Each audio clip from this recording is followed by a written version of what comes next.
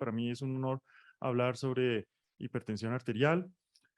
Históricamente, el tratamiento para lo que se llamaba enfermedad del pulso duro consistía en reducir la cantidad de sangre mediante sangrías y la aplicación de sanguijuelas. Gracias a Dios ya no tenemos ese tipo de tratamientos, pero esto era promulgado por eminencias en la medicina como Celsus, Galeno, Hipócrates. La historia moderna de la hipertensión comienza con la comprensión del sistema cardiovascular, basado en el trabajo del médico inglés William Harvey, quien describió por primera vez la circulación de la sangre en su libro Du Motus Cordis. Pero realmente la hipertensión arterial como entidad médica surgió en 1896 con la invención del esfingomanómetro, basado en el manguito por Chapón y Riva, en 1896, médico italiano. Y aquí vemos y eso fue un avance muy importante porque nos permitió comenzar a medir la presión arterial fuera de estos laboratorios de investigación y llevarlo a nuestros hospitales, a nuestros consultorios. Y en 1905, Nikolai Kharkov, quien era un cirujano vascular ruso, mejoró la técnica describiendo los sonidos de Kharkov que se escuchan cuando la arteria se ausculta con un estetoscopio mientras se desinfla el manguito del esfingomanómetro. La prevalencia de la hipertensión arterial desafortunadamente va en aumento en el mundo, especialmente en países en vía de desarrollo. En las áreas más oscuras vemos el mapa del mundo con las áreas de mayor prevalencia, oscila entre un 20 y un 40%. Desafortunadamente, en países de África, del sureste asiático, la prevalencia de la hipertensión arterial ha aumentado y desafortunadamente ha aumentado en mujeres, y ese fenómeno lo hemos encontrado también aquí en Latinoamérica. Del 2007 al 2017, la tasa de mortalidad atribuida a hipertensión arterial aumentó en un 26%. En el 2017, el 54% de todos los accidentes cerebrovasculares y cardiopatías fueron atribuidas a la hipertensión arterial. Es clave y es importante para nosotros entender que el control de la hipertensión arterial nos ayuda a disminuir eventos cardiovasculares. Y es por eso que el American College of Cardiology y el American Heart Association tienen guías que se basan en la prevención, la detección, la evaluación y el manejo de la presión arterial. Estas guías hacen un énfasis en la medición de la presión arterial y en las intervenciones no farmacológicas, y le dan una gran importancia a la clasificación y a los objetivos de manejo. Hay factores de riesgo que comparten muchos de estos pacientes con hipertensión arterial, como el tabaquismo, los trastornos de los lípidos, la diabetes mellitus, las dietas no saludables, algunos otros factores de riesgo mucho más difíciles de controlar, como la edad, la enfermedad renal crónica, la historia familiar. Pero definitivamente hay pasos claves para la medición adecuada de la presión arterial que debemos seguir.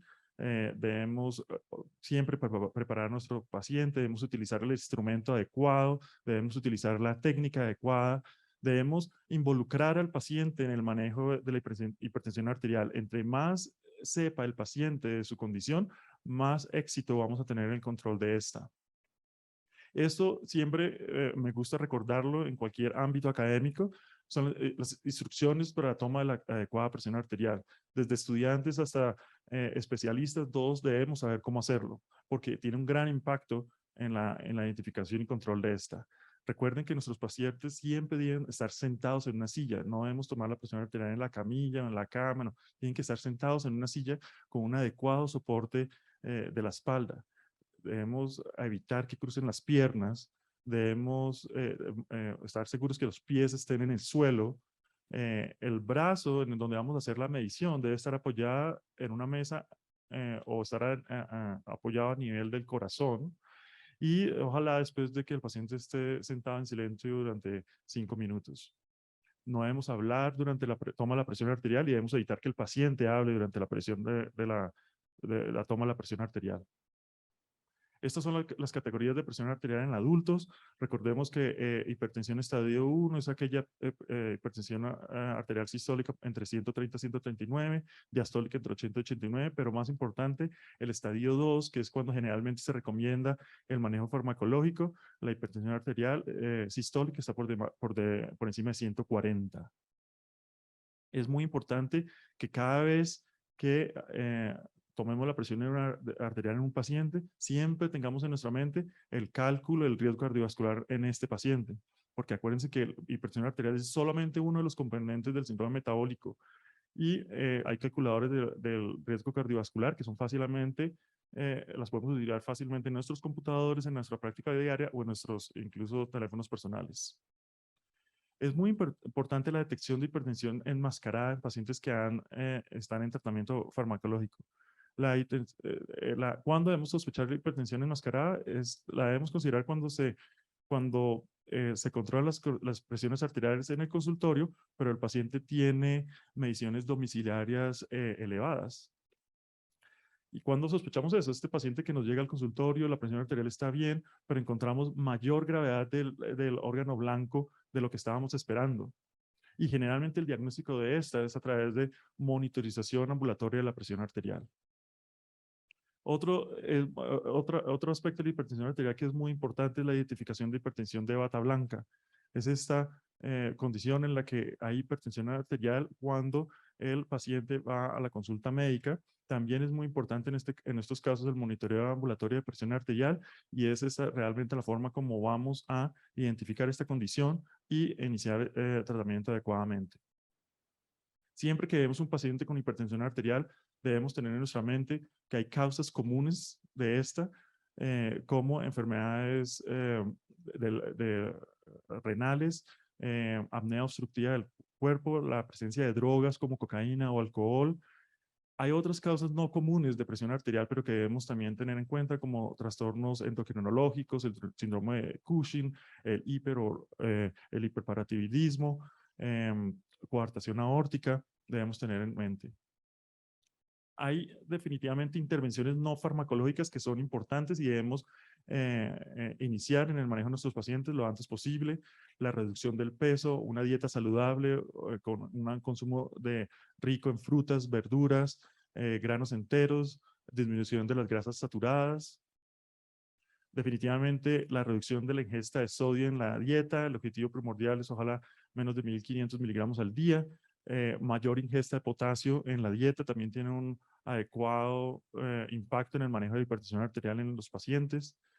El doctor Duperli nos va a hablar de los beneficios del ejercicio. Es clave siempre hacer parte del manejo integral de los pacientes con hipertensión arterial. Muy importante recomendar la reducción del consumo de alcohol en nuestros pacientes.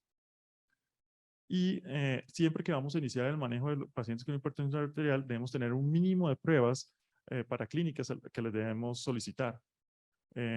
Y muchas de esas están incluidas en estos algoritmos de manejo de pacientes que se están institucionalizando en muchas organizaciones, para que todos hagamos lo mismo. Estas pruebas básicas incluyen el perfil metabólico completo, glucosa en la sangre en ayunas, creatinina para evaluación de la función renal, el perfil lipídico, análisis de la función tiroidea. Siempre deben tener un parcial de orina y un electrocardiograma, todos los pacientes. Pruebas opcionales, pero yo estoy en cardiología, vemos que el uso de ecocardiograma es muy útil en el manejo de hipertensión arterial y ahora con el manejo, con la facilidad que tenemos de utilizar dispositivos portátiles de ecocardiografía, es importante porque nos identifican, es más fácil identificar aquellos pacientes con cardiomopatía o identificar el grosor del ventrículo izquierdo y eso nos ayuda a escoger el mejor medicamento para estos pacientes. Cuando iniciamos la terapia farmacológica, una de las cosas más importantes es que debemos siempre seleccionar una de las 4 clases de medicamentos que han demostrado que reducen los eventos cardiovasculares. Y estos son los inhibidores de la ECA, los bloqueadores de receptores de angiotensina, los bloqueadores de canales de calcio y los diuréticos que actúan sobre los receptores de tiacida. Para ya ahora sabemos que la mayoría de los pacientes se benefician de iniciar dos medicamentos en lugar de uno. La manoterapia ya no es la, la, lo ideal en la mayoría de nuestros pacientes. La terapia inicial con una combinación de dos fármacos ahora debe considerarse como el tratamiento estándar de la hipertensión arterial, y debemos tener un algoritmo de manejo lo más sencillo posible, lo más fácil para nuestros médicos y personas encargadas del manejo y seguimiento de estos pacientes. Debemos tener, la mayoría de veces vamos a comenzar con una combinación de un inhibidor de la ECA o un ARA, más un bloqueador de canales de calcio y un diurético tiazídico. Es la terapia inicial preferida para la mayoría de los pacientes, sencillo y la mayoría de veces muy bien tolerado. En aquellos pacientes que requieren de 3 fármacos, entonces la combinación debe ser de esta forma: un inhibidor de la ECA o un ARA2, más un bloqueador de canales de calcio y un diurético tiazídico. El eh, mire que en esta terapia inicial no están los betabloqueadores. Los betabloqueadores son muy útiles cuando tenemos una causa específica para su manejo. En este caso, en pacientes con enfermedad coronaria, angina de pecho, antecedente de infarto de miocardio, como parte del manejo de la insuficiencia cardíaca de fracción de eyección, o manejo del paciente con falla cardíaca. Cuando se requiere un manejo de una arritmia, ahí son muy importantes los betabloqueadores. Debemos tener mucha precaución en nuestros pacientes ancianos porque requieren probablemente una reducción más cuidadosa de la presión arterial, y la mala adherencia a la medicación para el manejo de estos pacientes con hipertensión arterial muchas veces depende del número de pastillas o píldoras que deben consumir. Por eso debemos que hacer las terapias lo más sencillas y lo más fáciles posibles. Y es por esto que en el Lancet del año pasado encontramos este estudio australiano, se llama Quartet. Es un ensayo fase 3 doble ciego, grupos paralelos, aleatorizados, en donde 300 participantes fueron asignados a una intervención de tratamiento con una polipíldora. Estos básicamente eran 4 medicamentos en unas dosis mucho más bajas, y se comparaba con el inicio con manejo con monoterapia con irbesartán. Las tasas de control de presión arterial fueron más altas en el grupo de intervención, y también la presión arterial sistólica logró un manejo más adecuado y más rápido con esta estrategia polipíldora. Y combinaba los cuatro medicamentos que estábamos hablando. Combinaba un ARA2, un diurético, un inhibidor de los canales de calcio, pero a muy bajas dosis comparado con el irbesartán. Esta estrategia con tratamiento temprano con una píldora combinando estos 4 medicamentos a una dosis fija logró y mantuvo una mayor disminución de la presión arterial que la tradicional estrategia de una monoterapia. Y es, creo, la forma como vamos a comenzar a tratar la hipertensión arterial. Este ensayo demostró la importancia, la eficacia y la tolerabilidad y lo simple que es este tipo de intervenciones con polipíldora. Y la semana pasada en el American Heart se presentó un estudio similar, Quartet, pero en Estados Unidos, y también con resultados muy prometedores. La inercia clínica es el otro gran reto que tenemos en el manejo de pacientes con hipertensión arterial. Es definida como la falla por parte del personal médico que está haciendo el seguimiento y tratamiento de estos pacientes con hipertensión arterial de modificar o aumentar las dosis de los medicamentos para lograr un mejor control. Desafortunadamente están presentes en el 50-60% de visitas médicas en Estados Unidos y Europa, y se ha reportado hasta el 50-80% de las visitas en Latinoamérica, en Brasil y Colombia. En un estudio de 7,000 pacientes durante que fueron seguidos por un año, hubo una alta, eh, nos pudimos dar cuenta, o sea, se pudo poner en evidencia que es un fenómeno común, que es un fenómeno que debemos intervenir, que es un fenómeno que debemos tratar dentro de la comunidad médica que maneja este tipo de pacientes. La incapacidad para poder mejorar el manejo y adecuar el manejo de la hipertensión arterial lleva a que las tasas de control sean menores y aumenta el riesgo de eventos cardiovasculares. Teniendo esto en mente, nuestro grupo en Yale hicimos un estudio para poder identificar cuál era la concientización sobre la hipertensión arterial en zonas rurales de República Dominicana. Entonces, lo que hicimos fue que fuimos a áreas rurales en las afueras de la isla, en diferentes partes de la isla.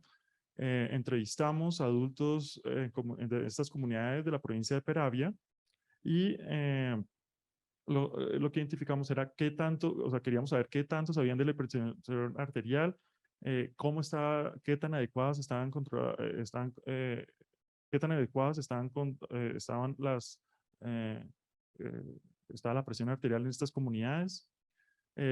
Vimos que el 64% por ciento de estos pacientes tenían un diagnóstico, el 50% estaban en tratamiento, pero solamente el 35% estaban controlados de forma adecuada. En esta población, los pacientes que tenían, ¿qué factores encontramos en estos pacientes que nos hacían percibir que tenían un mejor conocimiento de su enfermedad?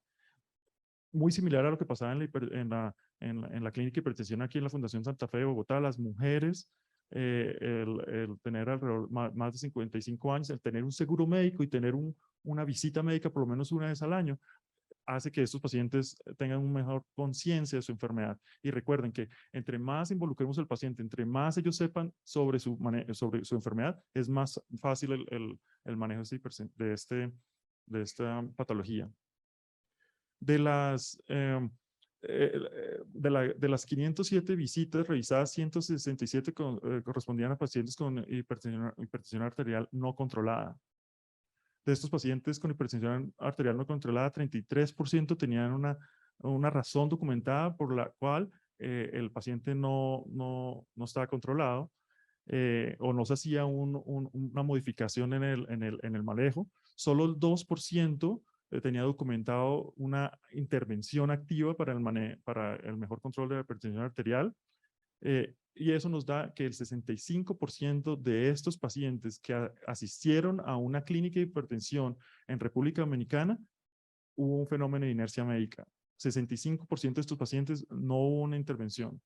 Y las excusas o las razones, mejor, para no hacer este cambio en el manejo de la hipertensión arterial fue, y probablemente ustedes recordarán, muchas veces nuestros pacientes dicen, oh, doctor, yo me tomo las pastillas todos los días, pero hoy, esta mañana preciso, se me olvidó tomarme el medicamento. O el paciente reportaba al médico, doctor, pero súper raro, yo siempre me mido la presión arterial en la casa y está divinamente, está perfecta, ¿sí?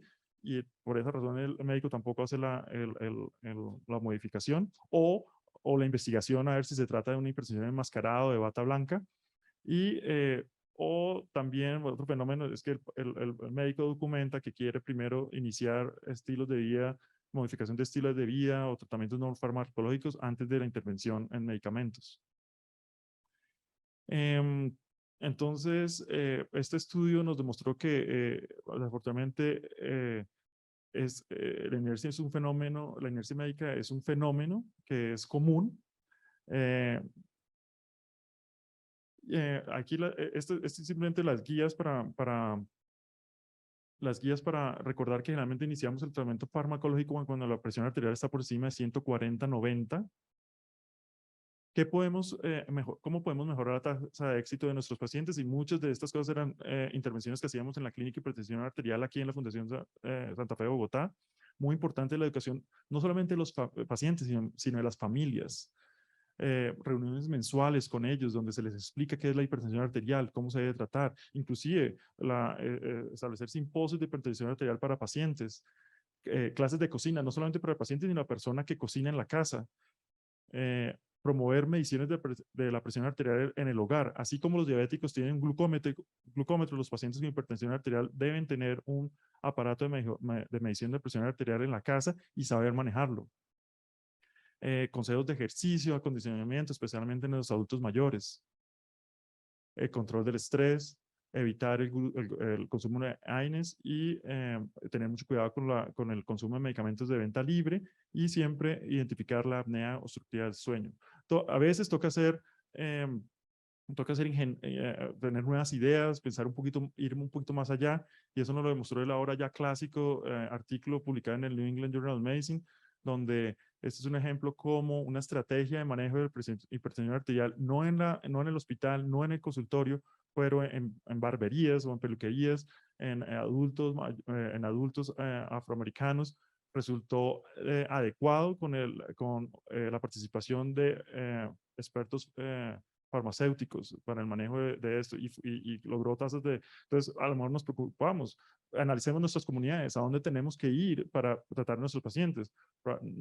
También en las peluquerías o en las iglesias o en donde nuestras comunidades se están reuniendo, allá debemos ir a identificarlos y tratarlos. Para finalizar, este es el diagrama de flujo del médico para el manejo de hipertensión arterial.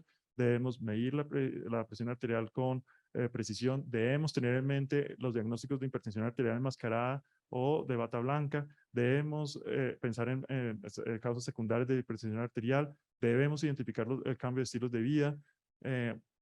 Debemos involucrar a nuestros pacientes en su manejo, alinear las opciones de tratamiento con las comorbilidades del paciente. Como decimos, una cosa son las guías, pero debemos también adaptarnos al paciente que tenemos enfrente, asegurar que estos pacientes sean seguidos adecuadamente y tratar de imaginarnos por qué y detectar y revertir las causas de la nueva herencia. Es porque les estamos dando muchas píldoras, es porque caímos en esta inercia médica.